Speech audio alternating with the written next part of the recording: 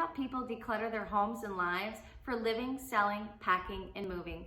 Did you know that the United States owns 40% of all of the world's toys, but we're only home to 3% of all of the world's children?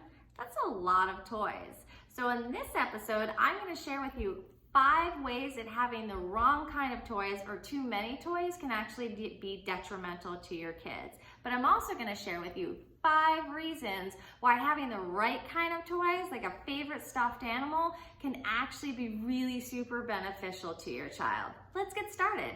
With kids, like any other human, when there's too much stuff around them, it can lead to feeling increasingly stressed, and it can lead them to struggle with relationships and isolation, and it can lead them to feeling overly stimulated and have difficulty focusing and anxiety.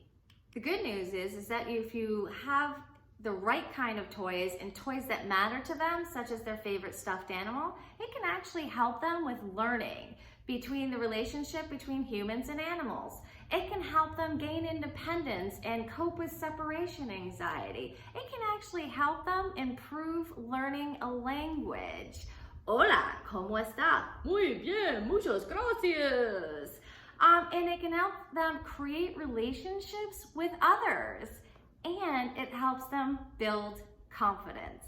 Did you know that 50% of American adults still own their favorite childhood toy? So if you don't believe me, probably look in your closet and you'll find out that it still offers you some comfort. But again, it's all about the right stuff, not just having stuff.